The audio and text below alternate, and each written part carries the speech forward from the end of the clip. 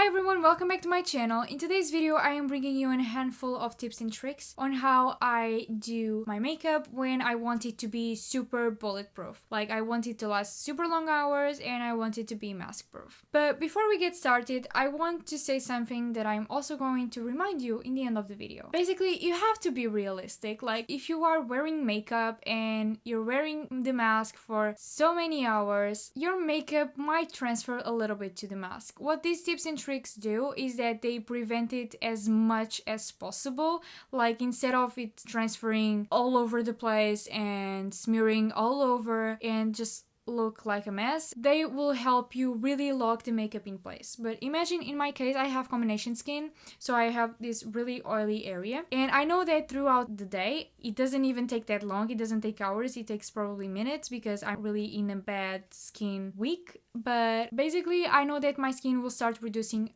a lot of oil. So my makeup can be waterproof, it can be really well set, but if underneath I have oils, those oils will start moving the makeup around, so they won't really help. But in this video, I'm just going to share all of my tips and tricks that I use to keep my makeup as mask proof as I possibly can. And honestly, if you see other videos on this topic, they will probably say the same as I do. So anyways, this intro is getting way too long, so if you want to know how I do this, just keep on watching. The first thing that I want to talk about when it comes to makeup durability, not only if you're wearing a mask, but in general, is skincare. I feel like skincare is really underrated when it comes to this topic. Everybody thinks of the products that are long wear and stuff, but nobody really talks about the importance of your skincare. At least that's what I feel. But basically, your skincare is your first layer on your skin. It's the first thing that you do on your skin before applying any makeup. So any makeup that you're going to be applying next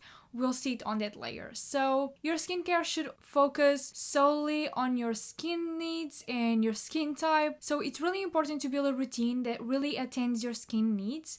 Maybe you have combination skin, maybe you have oily or dry skin, maybe you have some redness, maybe your skin is super sensitive. Every single trait that your skin has requires a specific skincare routine. So that is definitely something that I keep in mind whenever I'm trying to make my makeup last. And one product that I've shown you before in my skincare routine video and that really helps me controlling the oil in my T-zone is the Ole Henriksen Balancing Force Oil Control Toner. I don't know if you know this product, but it honestly has been doing wonders for me because I feel like this is the only product that has really been able to control the excessive oil that I have on my T-zone, and trust me, it is a lot. And no matter how waterproof and bulletproof your makeup is, it will never be oil proof, so it will always mess up your makeup if you don't take care of that excessive oil. But anyways, that is it for skincare. I really want you guys to keep this in mind because this is the first and for me the most important step of them all. I've done my skincare routine previously just for the sake of this video. I don't want it to be super long, so now we are just going to skip right into primer. For primer, what I would highly recommend to you is always use a primer and always opt for formulas that are really going to help you locking in the makeup and controlling maybe something that you have on your skin that might be hindering your makeup durability. And for me personally, as I've told you, like my skin is really normal in this area, but in my T-zone, it is hella oily. So the primer that I love using is this one from BERENICE. I think I've shown you this maybe in my previous video. But basically what this primer does, it gives a blur effect and it mattifies any oily areas that I might have. So this is really good for me. This is not long wear, and I would really recommend to you a long wear one, but honestly I don't have anything right now, so this is the best option that I have. And by the way, by saying that this is the only option that I have when it comes to long wear does not mean that this is bad. This is actually really good. So when it comes to this area, the under eye, I always like to keep it simple. I try to keep it as light as possible, which means that I try to apply as less amount as I possibly can. So one thing that really helps if you have dark circles in this area or any hyperpigmentation or something like this is to color correct, because color correct will save you a ton of products. You can just color correct something and then apply a really light layer of concealer to show through the color that you actually want to have in there. And you won't need to apply as much concealer because you don't have to create such a thick barrier for your under eyes not to see through. You just have to kind of like cancel out that color in there, that pigmentation that you don't want to have.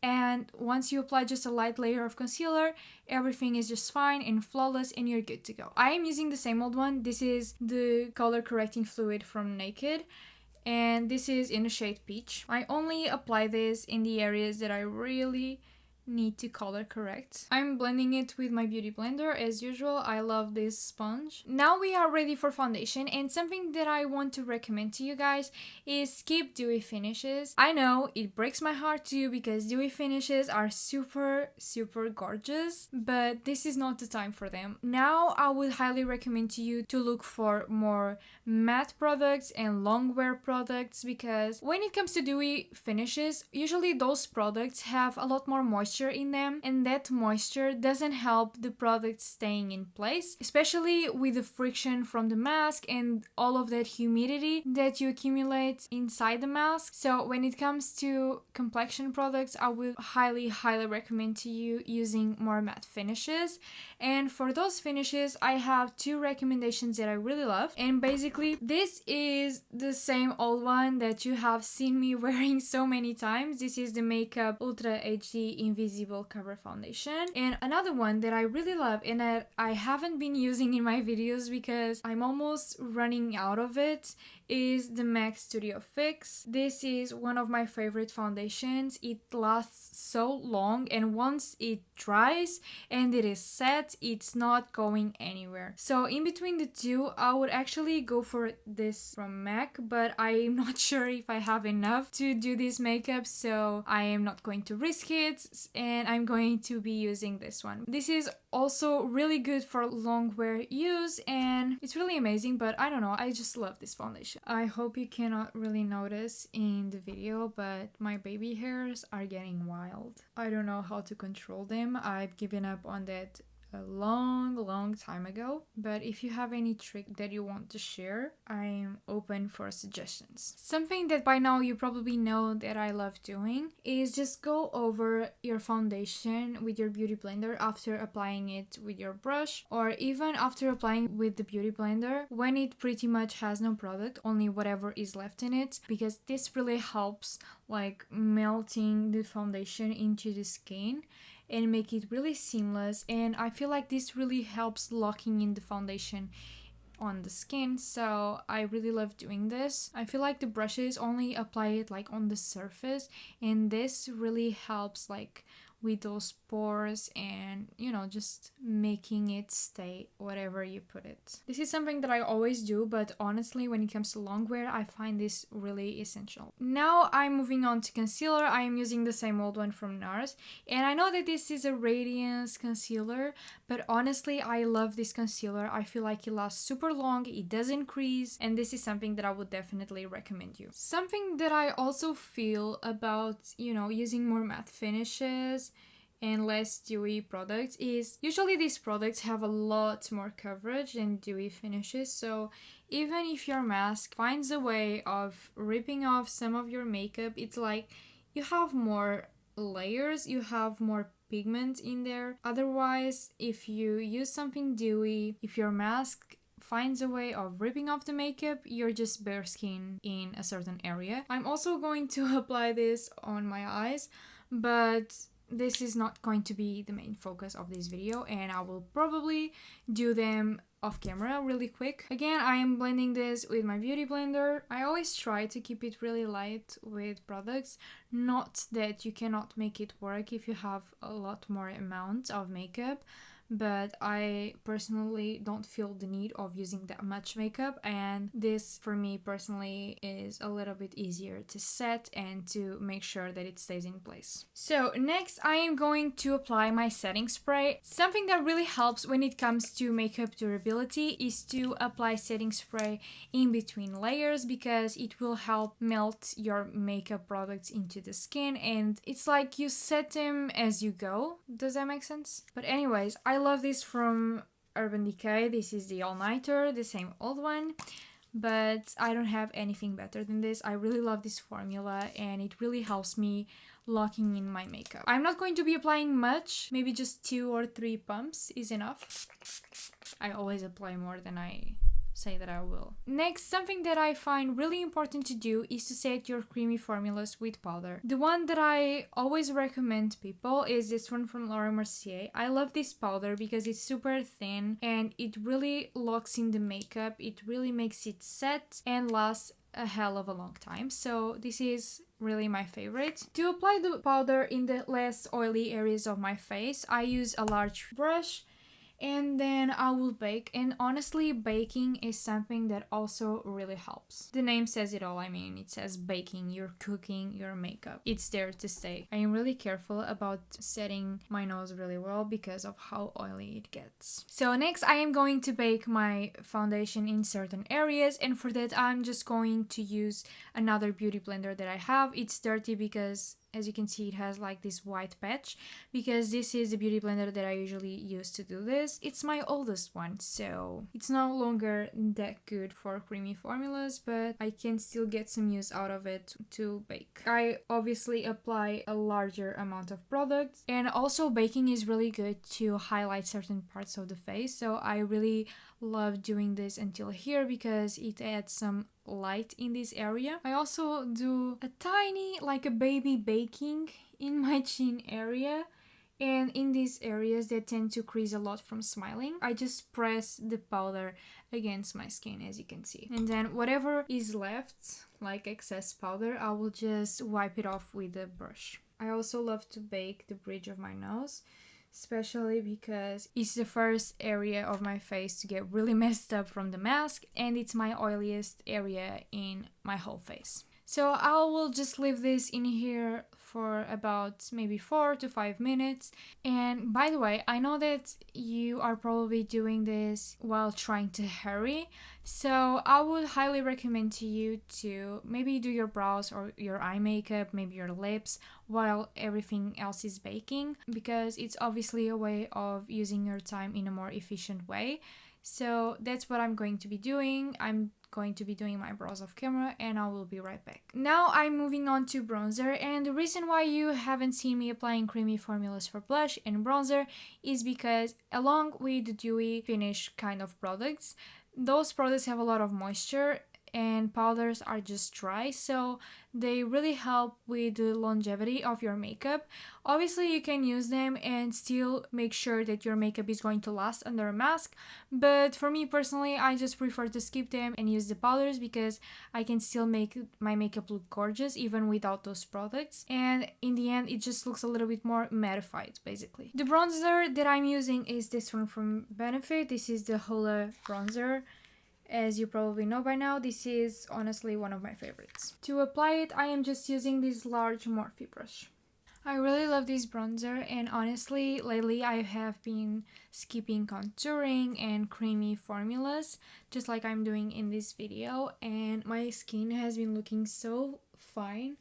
I've been really loving how it has been looking. Now I am going over with my Japanese brush just to help it blend a little bit more, because this Morphe brush is just way too dense, so it kind of makes it hard for me to blend products with this. After applying so many powders, going in with the bronzer really returns that natural shadows and dimension to the face. I really love. I feel alive again. I'm applying just a little bit of powder to help defining the shape of my face, just because I feel like I went a little bit too low with my bronzer. Next, for blush, I will be using this one from NARS. This is the Orgasm one, and since this is a shimmery blush, this will help me returning some light and some shine to my face. I am using the same Japanese brush, and for the first time ever, I think I'm losing my voice in this video from talking too much. I just hope that I can record this whole thing through. Now I'm just removing this excess powder, and one thing that I love doing, since I hate harsh lines, is just to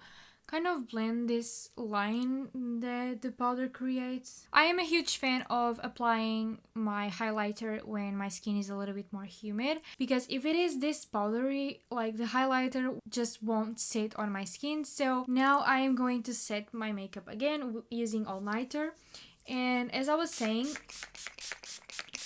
using setting sprays in between steps really help, melting the makeup into the skin and setting it so that it lasts way longer. So next for highlighter, I am taking this one from BECCA. This is in the shade Moonstone. This is my favorite highlighter so far. By the way, I just noticed that I completely forgot to apply bronzer on my nose. This is something that I keep on forgetting. I mean, I just forget it so many times, but I'm just quickly going to apply some. And by the way, my skin by now is a little bit drier.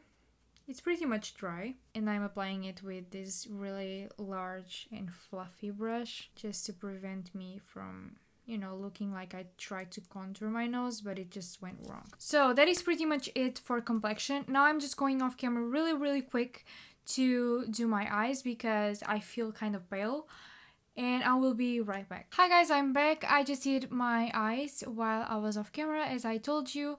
I'm not really vibing with those colors. I thought that this would look a lot different because I thought that the eyeshadows were a little bit more pink, but honestly they were kind of reddish. I don't know, but anyways, this is not the main focus of this video. So now for lips, I didn't do my lips off camera on purpose because this is something that I also want to give you advice on. Before applying any lipstick, always use a lip liner. I'm using this one from MAC, but use any lip liner that you have because this is going to help your lipstick stay in place. And if it smears, you still have a layer of pencil to keep that color in there. I'm just going to lightly line my lips. This color is actually pretty much the color of my lips, so you won't be able to see any difference.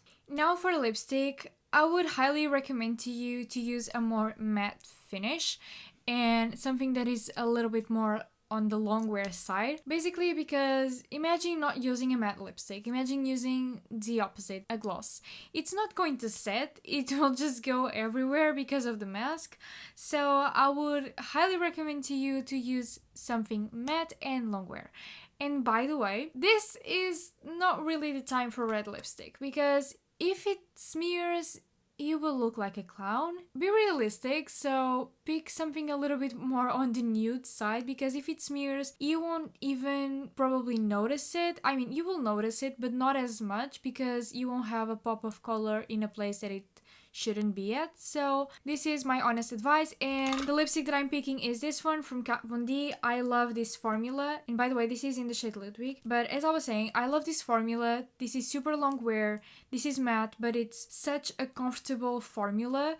And trust me, I have super dry lips, as you probably know by now, but this lipstick is like one of the most comfortable formulas for my lips. It doesn't dry them, it just looks beautiful over the hours. I just love it. And honestly, I feel like I don't really have that many lipsticks, and even though I have a few, I always tend to gravitate towards the same ones. I either use this or Bombshell by Huda Beauty or Crush by Anastasia Beverly Hills. So lips are done, and while it is drying, I am going to set my complexion one more time using my all-nighter from Urban Decay. This time I am applying a little bit more. I actually have a fan, but it's so broken by now that I have to use my hands. It's way more efficient, honestly. So yeah, guys, that is it. I have a mask right here, and I will put it on so that later I can take it out and show you that my makeup is not going to transfer.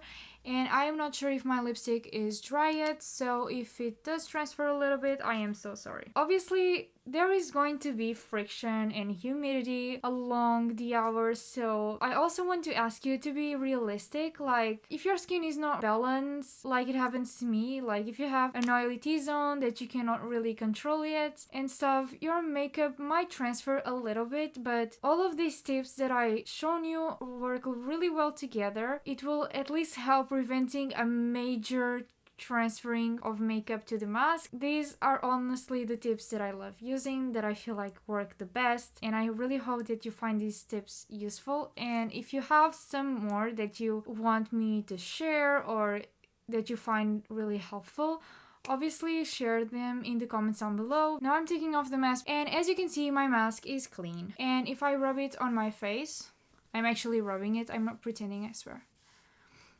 nothing comes out, like it's spotless, and that's how it should be.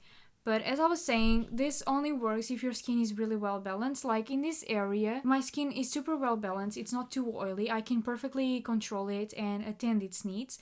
But in my nose, it's really hard to manage. And my makeup can be waterproof, mask-proof, everything proof, but it will never be oil-proof. So with the excess oil production that I have going on in here, it will obviously transfer throughout the day. So yeah, guys, I hope you find this video really useful. And once again, these tricks work when used together. They create such an amazing results. So if you try them, give me your feedback down below. So yeah, if you like this video, don't forget to leave it a like. And also, if you like my content, don't forget to subscribe to my channel, because it's an amazing way of supporting me and helping me grow my channel, like I always say. So yeah, bye, and I hope to see you in my next video.